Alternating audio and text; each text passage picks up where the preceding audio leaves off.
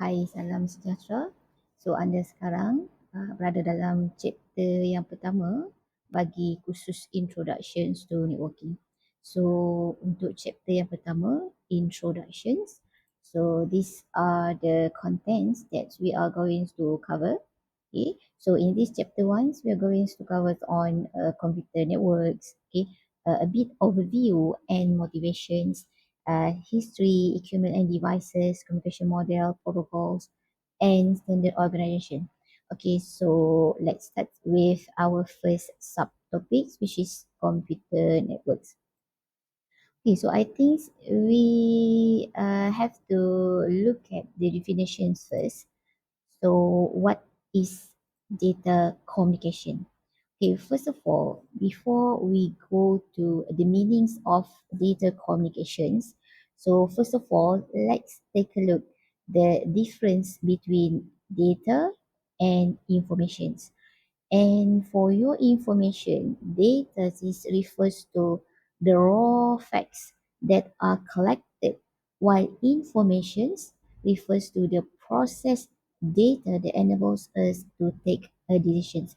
So maksudnya kat sini data tu apa? What is data? Data tu sebenarnya adalah satu raw fact, satu benda, satu fakta yang kita belum proses.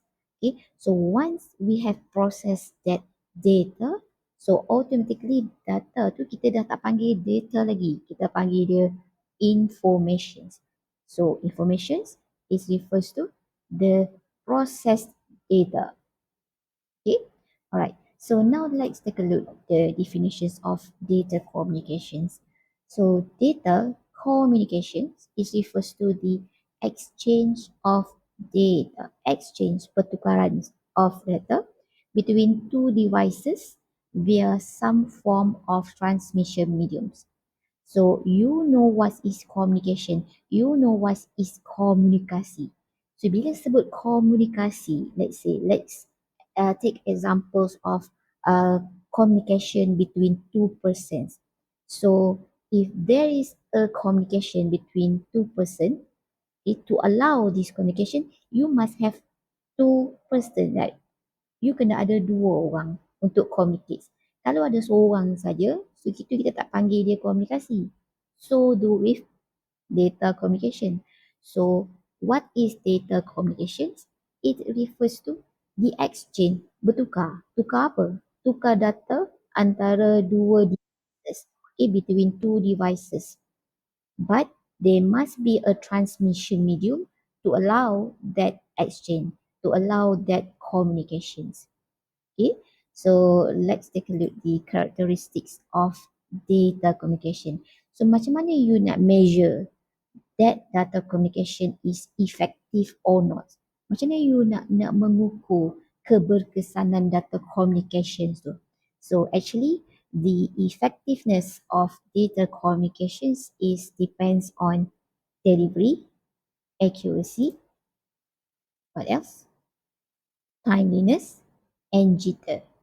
Okay, the effectiveness of data communication is actually depends on delivery, accuracy, timeliness, and jitters. So what is delivery? Delivery here refers to data should be delivered to the correct destination and correct users.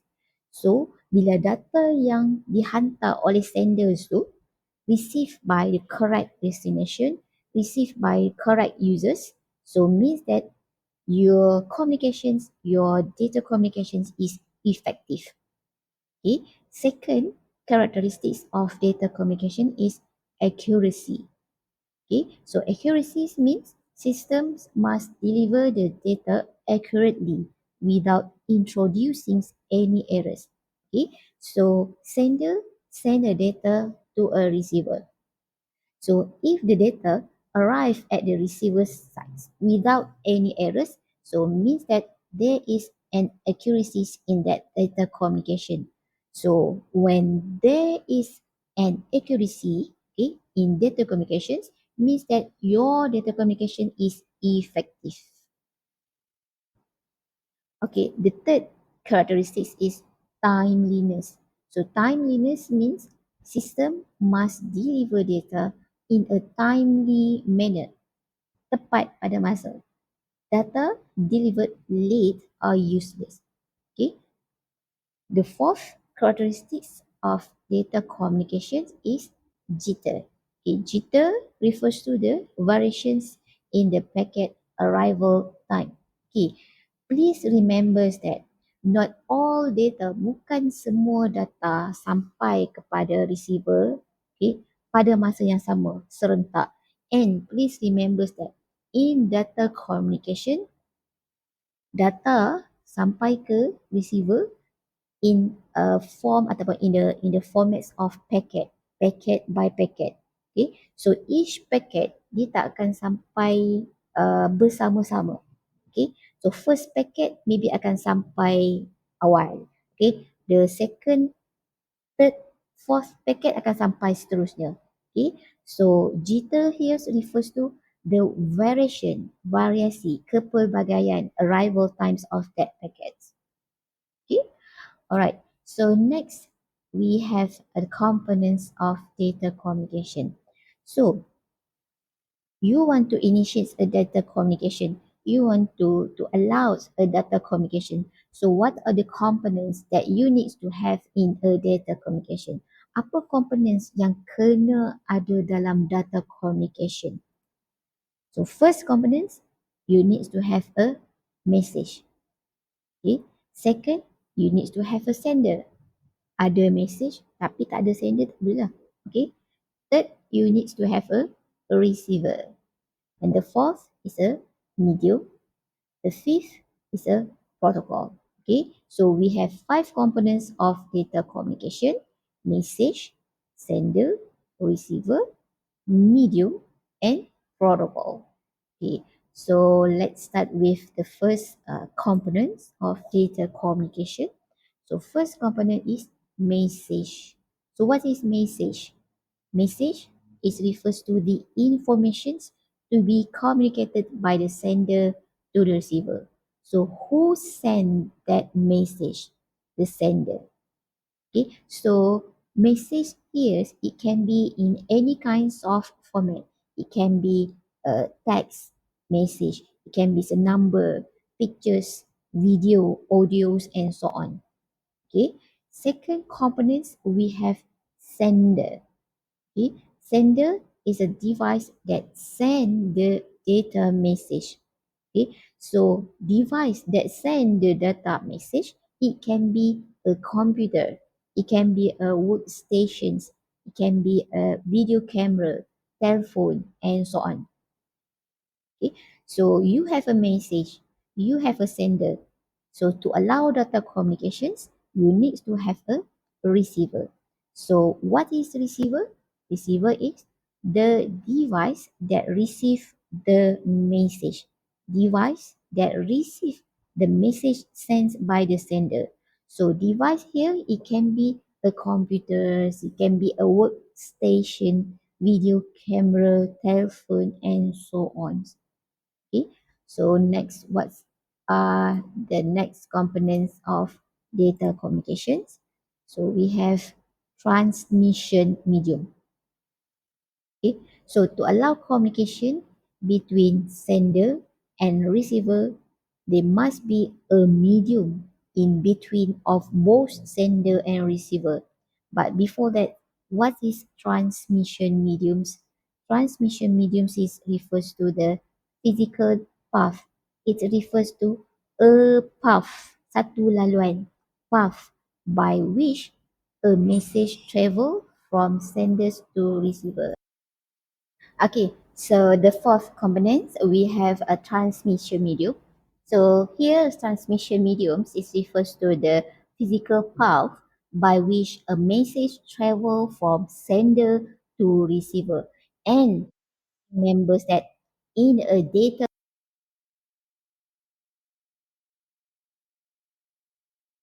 the wired or wireless. Okay, so when we say data wired, so it can be apa, fiber optics, it can be coaxial cables. Okay, but if the path is a wire, be a wireless wave, right? Okay, the fifth components of data communications, we have a protocol. So what is protocol? Protocol is a set of rules that govern or that control data communication. If there is no protocol, so how come the communication between two devices being monitored? Okay, so there must be a protocol to control that communications. Okay, so let's take a look on computer networks. So what is computer network? Okay, what is computer network? A network. A network is a set of devices.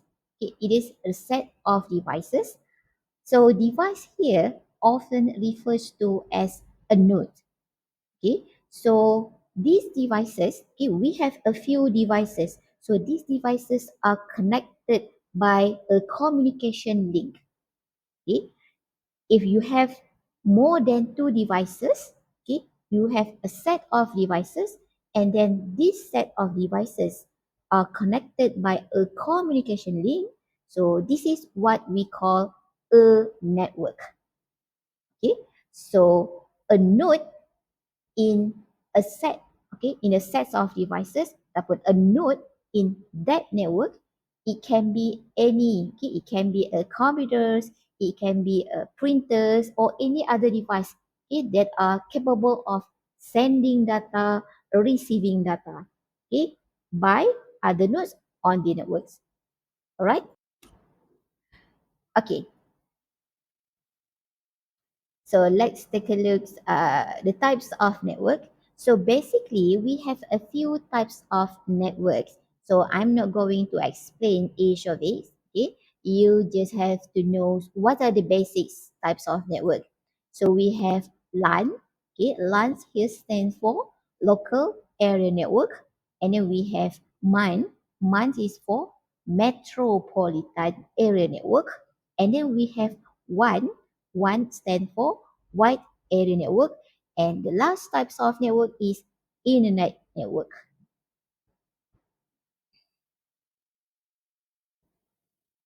Okay, so why there is a needs of networking? Kenapa perlunya networking tu? Okay, kalau tak ada network tak boleh ke? Okay, kenapa perlunya networks tu? Right? So the needs for networking, okay, the needs for computer network, and kita tahu each of us, okay, setiap orang daripada kita ni, okay, we want to communicate, we want to share data, okay, we want to share data, we want to communicate to each others. So if you want to communicate, if you want to share anything, okay, to your peers, okay, amongst your peers, or you're going to communicate and sharing in your business. So that's why we need a network. Okay, that's why we need a computer network.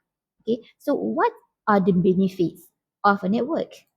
Okay, so network, one of its benefits is it can enhance communications.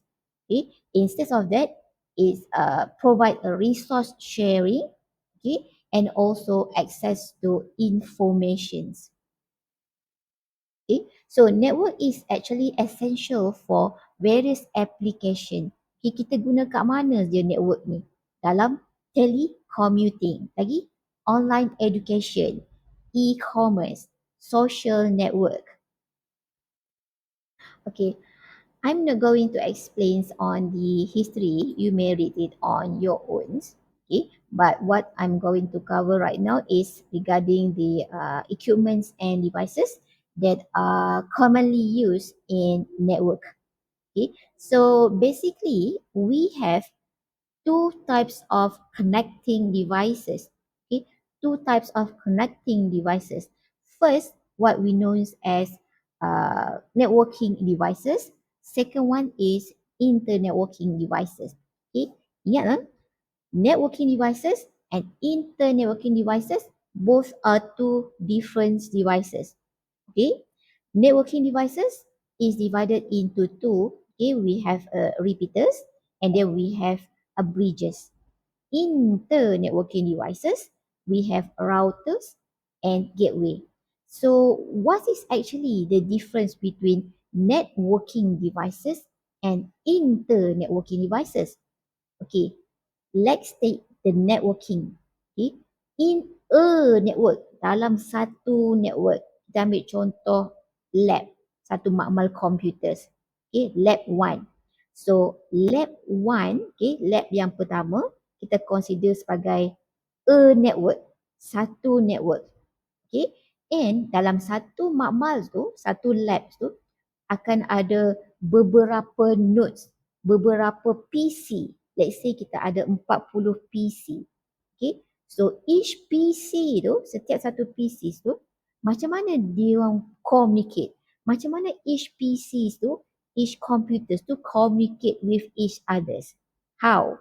Okay. Dia mesti ada connecting device antara satu PC dengan PC-PC yang lain.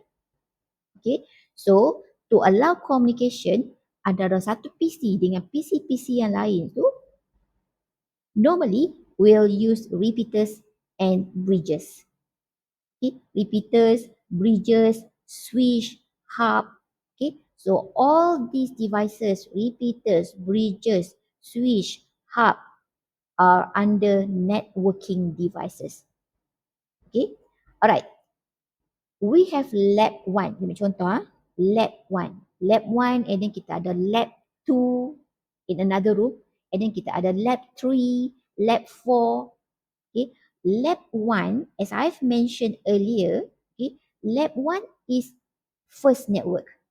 Lab 2 is second network. Lab 3 is the third network. Lab 4 is the fourth network. Okay, so we have 4 different lab in 4 different network. So how is these 4 network, okay, these 4 lab communicate? Macam mana keempat-empat lab ni communicate? Macam mana kita nak allow communication among these 4 network, these 4 lab? So you have to have inter-networking devices. Kena ada routers, gateway. Okay, so barulah each labs boleh communicate to each others. Okay, alright. So let's take a look at the first device. Okay, passive hubs. So passive hub operate below physical layers of the OSI model. Okay, so first of all, sebelum awak kena faham untuk each devices tu, you have to learn, you have to know what are the 7 layers of the OSI model. What is OSI model? OSI tu apa? OSI stand for Open System Interconnection. So OSI model is actually a model for communication. Satu model untuk komunikasi data. Okay, and OSI model consists of 7 layers. Okay, it consists of 7 layers. Alright, so first layer ataupun lower layer of the OSI model is physical layers. Second layers is data link layers. Third, network. Please do not. Fourth, transport. Fifth, session. Sixth, presentation. And the 7 layers is application layers. Please do not touch Steve Pets Alligator. Physical, data link, network, transport, presentation. Please do not Steve is session, presentation, and application layers. So passive hub, passive hub operate below physical layers of the OSI model. Okay, so second, we have repeaters. So repeaters is also known as active hub and it operates at physical layers of the OSI model. Okay, please remember that, right?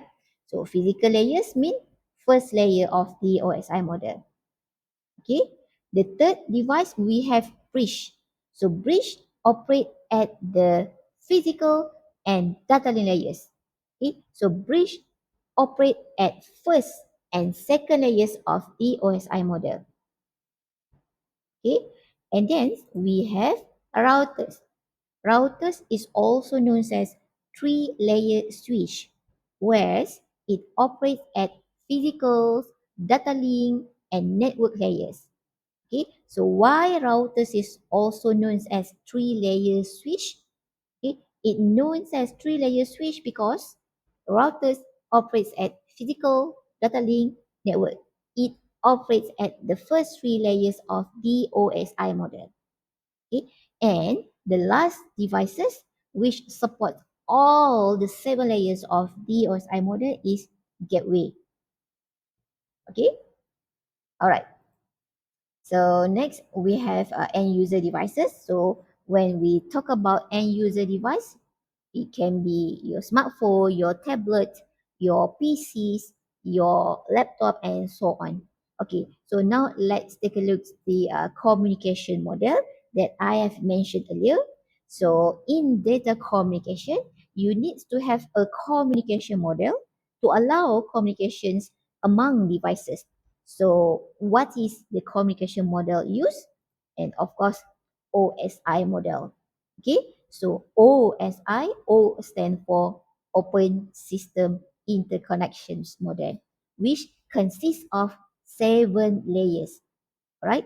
So the first layer or the lower layer is physical, followed by data link, network, transport, session, presentation, and application layers. Okay, I'm not going to explain in details for all these 7 layers because we will cover it in our incoming chapters, inshallah. Okay, so let's continue with the protocols and standard. So protocols, you know that protocol is the main components of data communication. Okay, one of the components of data communications is protocol. Okay, so you need to have a protocol to allow communications. Okay, so what is protocol? Protocol is a set of rules. Okay, satu peraturan, satu undang-undang. Okay, satu rule, satu policy, procedure. Okay, a set of rules that governs, that controls, that monitor data communication. Okay, so itu function communication. Instead of that, apa yang protokol ni buat? Okay, so protocol it identifies, it defines what is communicated. Apa yang being communicated antara sender dengan receiver. Okay, how sender and receiver communicate. Okay, when both sender and receiver communicate. Okay, all right. So actually, protocol have 3 key elements that allow communication. So first elements of protocols is syntax. So kena ada syntax. Syntax ni apa? Syntax is refers to the structure or the formats of data. Data tu dalam bentuk apa? Dalam bentuk packet. Okay, berapa dia punya size of that packet? How that packet is being arranged. Macam mana packet-packet tu disusun. Itu syntax. One of the elements of protocol. Second, semantics. Okay, semantics, it tells the meanings of each sections of bits and it also indicates what action or what decision to be taken based on the interpretations. Okay, so semantics ni dia declare apa action yang akan diambil terhadap data format tersebut. Okay, and the third elements of protocols we have timing. Okay, so what is timing? What is the purpose of timing? Timing ni untuk apa? Timing ni it tells the sender, dia bagi tahu senders tu about the readiness of the receiver. Okay, dia nak bagi tahu sender timing ni, protokol akan hantar timing frame kepada sender nak bagi tahu sender yang receiver is ready to receive the data. Okay, itu timing. Alright, and the third, next we have standards. Okay, standards in data communications. So basically we have two standards in data communication. Kena ada standard. Okay, sama juga macam kita communicate our daily communication. Okay, dia kena ada dia punya standard, dia kena ada dia punya protocol. You tak boleh main hentam saja communicate dengan orang. Okay, for example you nak communicate dengan you punya lecturer. Okay, before you start ataupun before you begin that communication, first you must orang panggil apa? You must introduce yourself. Hi Miss. Okay, saya Syakti. Okay, saya nak tanya sikit soalan. Okay, you tak boleh. Saya nak tanya soalan. Tak boleh. Okay, you must have a protocol. Okay, kena ada protocol. Okay, must have a standard. So do with in data communication. Okay, so in data communication, we have two categories of standard. First is de facto standard, and the second one is de jure standard. So what is de facto standard? De facto standard is a standard that have not been approved. Standard that have not been approved. Standard yang tak di-approve by any organized body. Okay? Tapi standard tu has been adopted, diguna pakai. Okay? Diguna pakai as a standard through widespread use. Okay, contoh kat sini, contoh de facto standard kat sini, kita ada Microsoft Windows. Okay, Microsoft Windows is a de facto standard which has not been approved by others organized body, but it being adopted and being used. Okay, second standard, we have de jure standard. Okay, de jure standard is a standard that created by legislated law ataupun legal organisation. Okay, standard that have been legislated, standard that have been approved by officially organised body. So example here we have ANSI, ISO/IETF, W3Cs. Okay, and I think this is supposed to be our last slide, standard organizations. So you may read on your own.